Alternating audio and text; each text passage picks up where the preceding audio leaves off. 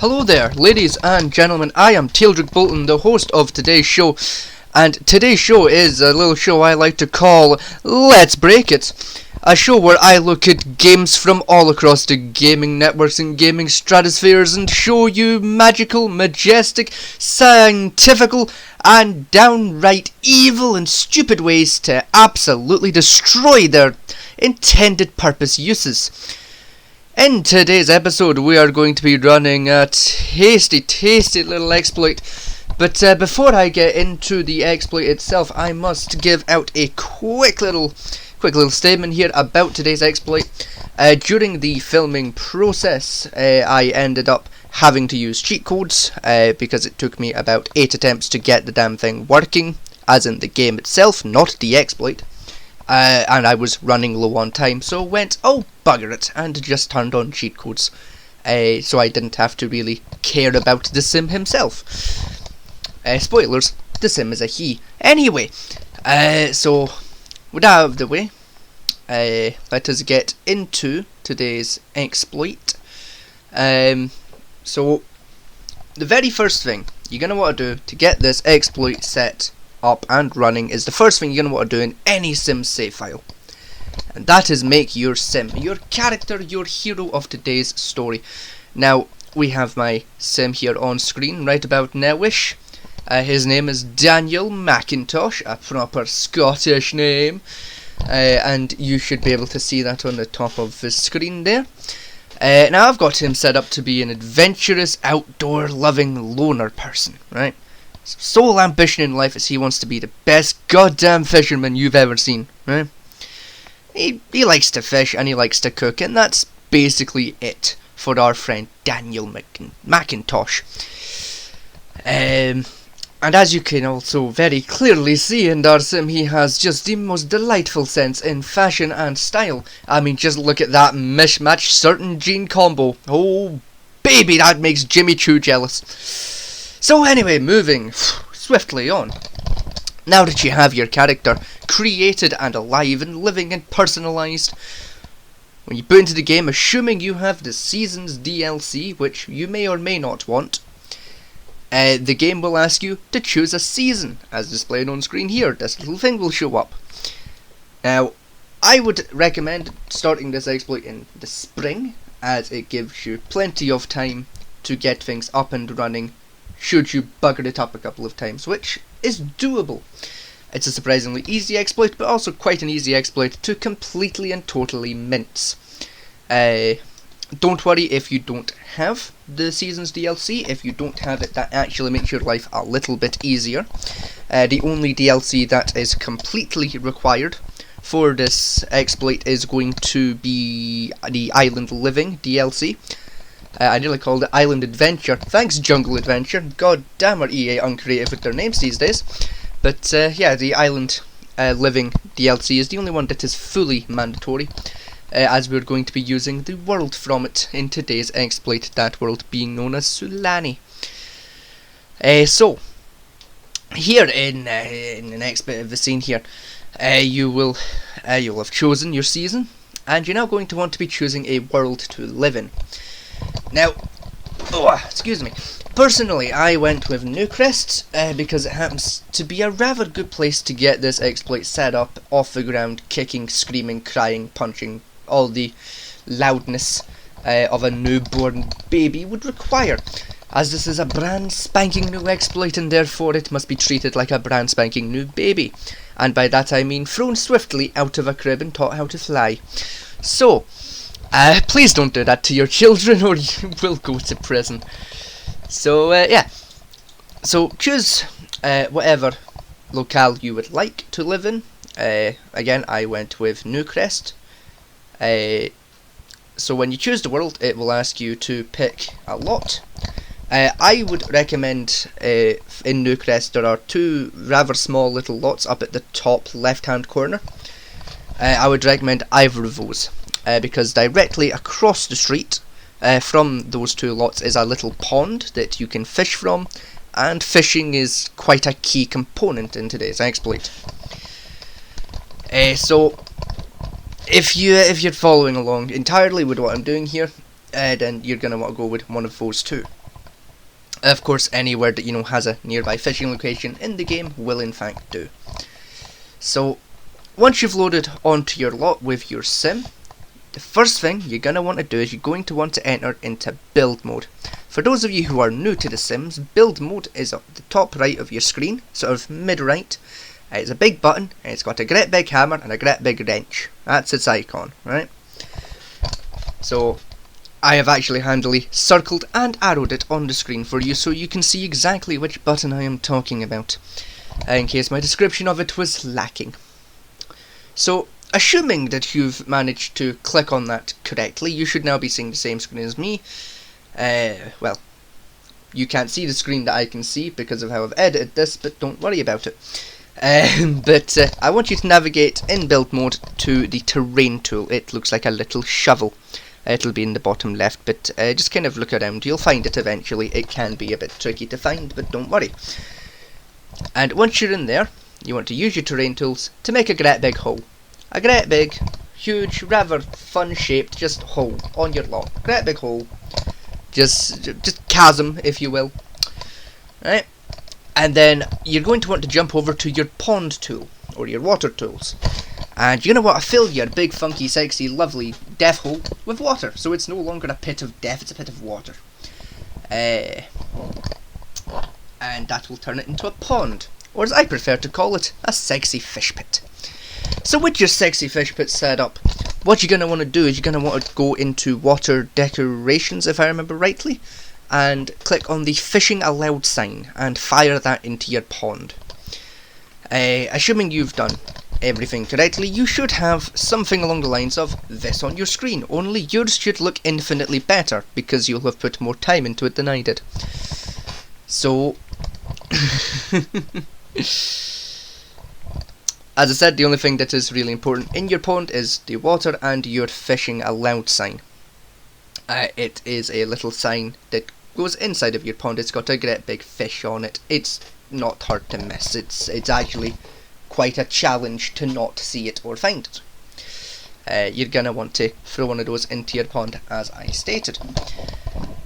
So, if you turn your camera around and go back into live mode, you will see directly across the street a little fishing pond. You're going to want to take your sim over there, and you're going to want to start getting him to fish there. You might want him there for 2-3 days, but you want him to, ow, that's a desk.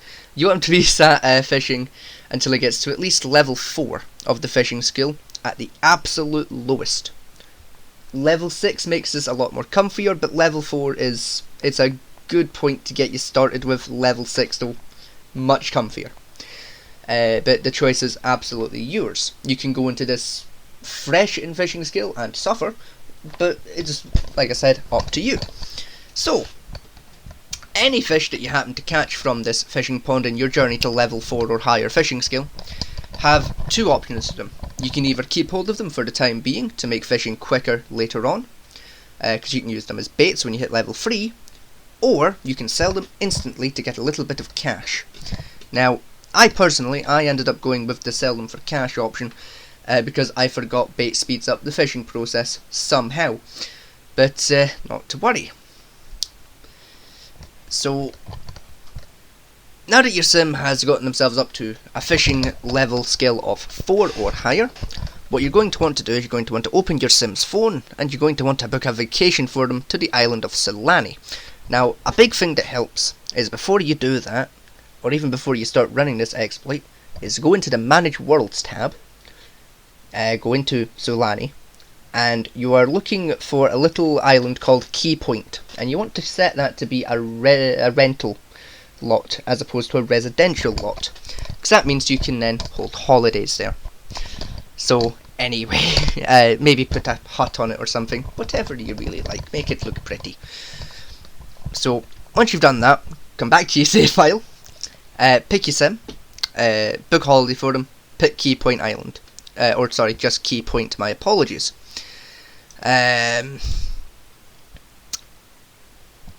So what you then want to be doing is when you click book location and you click on where you want it to be, which is Solani and then Key Point, it's going to ask you how long you want to go there. It'll be set to 1 day by default. I would recommend putting that to 5 days. because we're dealing with a random number generator, or an RNG, as I prefer to say. There's a lot of luck in this part of the exploit. You could get this done in 10 minutes, or you could get this done in like 4 or 5 in-game days. It really, really depends on how the game feels today. So I'd always said, if I'm going to run this exploit, it just means if the RNG decides it hates me today, I still have a chance of actually getting somewhere. But don't worry, if you do run out of time on your vacation, in your phone, you can extend your holiday to last longer. So if you still haven't gotten the type of fish or anything that you want for the exploit, then not to worry, you can still get it. So once you've loaded onto the holiday lot at key point, you're going to want to turn your camera ever so slightly to the right, and you'll see a fishing sign up by the ocean. Alright, and you should see a bunch of tropical fish swimming not too far out into the ocean in front of it. Now you want to click on that sign, and you're going to want to start fishing there. Right? Now this is where the real game begins, right? Because you want to keep fishing until you get 2 different types of fish. You're going to want an endangered species fish. Now, how do you know if a fish is an endangered species? It will come up on the screen saying you've reeled in an endangered species fish. If you keep it, that is illegal, and there might be consequences and problems for this, and if you throw it back, then oh well. It doesn't matter what you do, as long as that pop-up has come up, it will register in your notebook you have caught one. That's good enough. The other one you're going to want to find a fish that is worth at least 200 simoleons. I would recommend the sturgeon, the swordfish, or the salmon.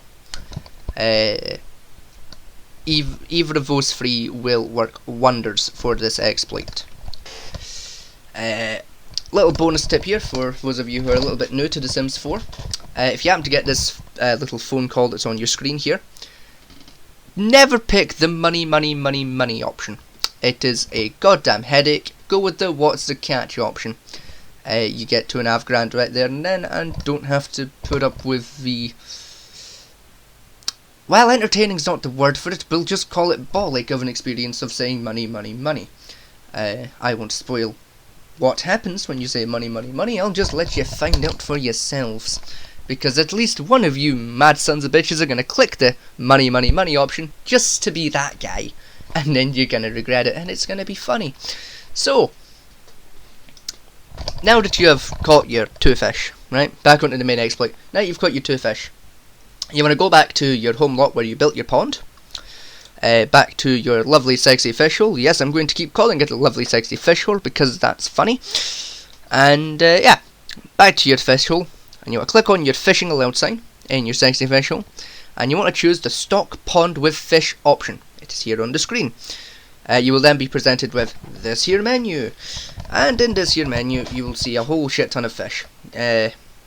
Now if you have a sim who you're trying to boost them up in fame points, but you having a bit of trouble with their reputation, maybe they've done some dodgy shit and their reputation's looking a bit right, select your endangered species fish for this pond, and only the endangered species fish. Right, I'll tell you why. Right, if you fish that pond with the endangered species fish in it, and only the endangered species fish in it, that's an important point. Every time you fish there, you will reel in one of those fish. If you put it back and do catch and release with that fish, you gain a little bit of positive reputation. On the flip side, if you catch the fish and take it for yourself, and take it out of the water and put it in your inventory, you gain some evil points. So either way, you can kind of manipulate that a little bit using this little exploit. Given you can catch upwards of 20 fish in under a half hour in real time, that's a fair whack of points you can end up getting there. So anyway, but let's say that's not really what you're here for, and you're in this for that sweet smell of money cheddar, just like everyone else should be. Well then, you want to be putting your expensive fish in there, your sturgeon, salmon, or swordfish. You ought to be choosing that instead, or even all 3 of them if you manage to get lucky and get all 3 of them. Throw those in there. Now, if you choose one of them, let's say you went with the swordfish, every time you cast out, you pull a fish in, it will be a swordfish, of varying different sizes, weights, and prices. I will average out around the 200 mark, give or take. It will, again, depends on the RNG. So that's what you want to be doing. You want to be putting one of your not one of your expensive fish, or you want to be choosing one of the expensive fish that you've caught, filling your pond with those and only those, and then every time you catch, it'll be an expensive fish. So, what you can see on the screen right now is a screenshot of my Sims bank balance before I started fishing the sexy fish hole that I built. It had both types of fish in it. It had my endangered species fish, and it also had the swordfish, which was the expensive fish I was able to get hold of during recording. So this is how many fish our sim managed to catch while I put the game on free time speed. It took 15 minutes in real life. That was enough time for me to go downstairs, make a drink, and drink said drink. That drink was coffee, for those of you who are intrigued. And on here we now see the bank balance of dear old Danny Boy after selling all of those fish. In just about 15 minutes or so, it managed, the game, to give our sim 5,000 in-game simoleons to spend just off of goddamn swordfish and 2 tuna. Which, yeah, that's pretty bloody impressive. So, now it's here we start getting a little bit complicated and where you might lose me. Or, well, I might lose you, because we're going to be doing some maths. So, brace yourselves. If we go onto the Sims wiki, right? The wiki for the Sims. The average Sims day in the Sims 4 at 1 time speed takes roughly 24 minutes. The wiki says 24 minutes. I'm going to go with 24 minutes, right? So in 15 minutes on free time speed, we managed to rake in 5,000 simoleons. So what we're going to do is we're going to take our 24 minutes and we're going to divide that by 3, right? The amount of minutes we get from that, that's how many minutes it will take to do a full Sims day on free time speed. That is a total of 8 minutes. So we take our 15 minutes, and we divide that again by the 8 minutes, which gives us 1.875, which equates to just shy of 2 in-game days to make 5 grand, which is an estimated daily payout of 2.5k. Right? That's not too bad. That price can get better though. Oh, it can get much better. So, if my memory serves me entirely correctly, which it probably doesn't, a single swordfish was roughly 200 simoleons. For argument's sake, and for math's sake, we're going to call it the full 200. I think it was a little bit more sort of like 250, 270 kind of mark, but for argument's sake, we'll just call it the bare bottom average 200, right? Makes life easier on everyone, right? Now, in those 15 minutes, we managed to get bear with me, I think it was 25. Yeah, 25 fish. Sorry, I had to double check there. So we'll get 25 fish in those 15 minutes, or 2 days. So let's say instead we ended up using one of the most expensive fish in the game, salmon, right? They can range anywhere from 90 to 342 simoleons per piece, right? So let's say the average salmon you get from your pond is worth, say, 225. A little bit up from the swordfish, not a huge margin, but like enough to make a difference, right? We end up catching the same amount as we did with the swordfish, 25 fish. That's 225 times 25, which gives us a solid 5,625 simoleons in 15 real life minutes, or 2-ish in-game days. So we get our daily average for that. We're going to divide our 5,625 by 2. That gives us 2,812.5 simoleons every single day. That's an okay day. That's not going to be your average, that's not going to be your, that's going to be like a sort of, it wasn't bad, wasn't great kind of days, right? Let's say though, you have a day where the RNG system fucking adores you today, right?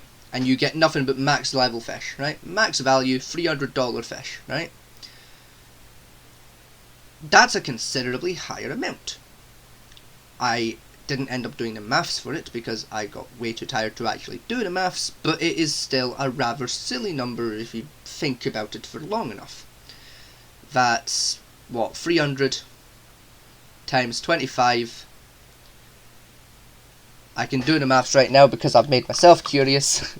Bear with me while I get the calculator. Height of professionalism.